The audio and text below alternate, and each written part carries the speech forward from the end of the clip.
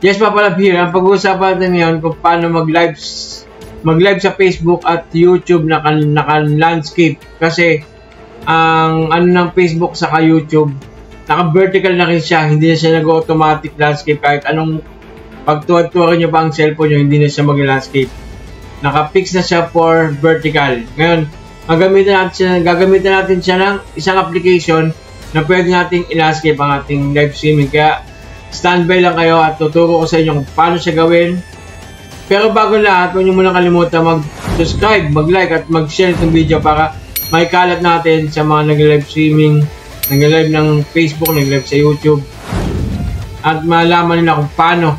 Dahil ako, hindi ko rin dati alam to eh. Nung nalaman ko siya, magagamit ko na ngayong Friday sa basketball. Yan. Kasi madalas ako nagbibideo, nag-live sa aming basketball. Nung hindi na pwedeng i-landscape, ang pangit tingnan. Ang pangit tingnan ng aking video. Nakatayo pa rin siya. Kahit naka-landscape siya, nakatayo pa rin. Naka-vertical pa rin siya. Ngayon, alam ko na kung paano siya gawin. Kaya, masubukan ko na sa Biyernes sa basketball namin. Yan. Simulan natin. Punta sa ating cellphone para malaman natin kung paano ginagawa. Punta tayo sa ating cellphone. Nung una, pag nag-live ako, tapos sa live ng natin, ng Facebook, ang ganyan lang siya. Yan lang yung tsura niya. Yan lang yung tsura niya. Pag landscape natin siya, hindi siya sasabay. Nakatayo pa rin siya kasi nandyan o. Landscape not supported. Ngayon, gamit tayo ng isang application na libre, na wala kang babayaran, free to use lang, para ma-landscape natin ating live sa Facebook.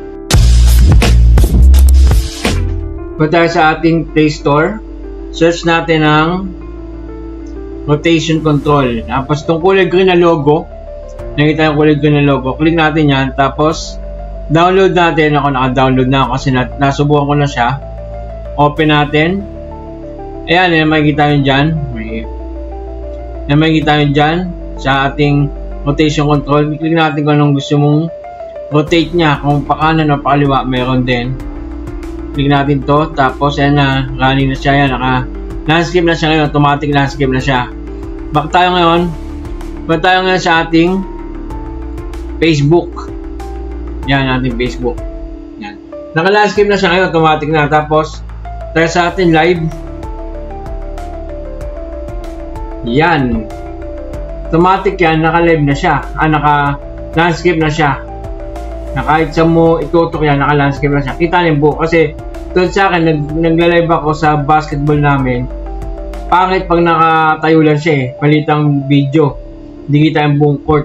Kaya, ginagamit namin, landscape talaga. Yan. I-live natin siya. I-live natin siya para makita nyo hindi siya magbabago. Yan. Naka-live na siya, di ba?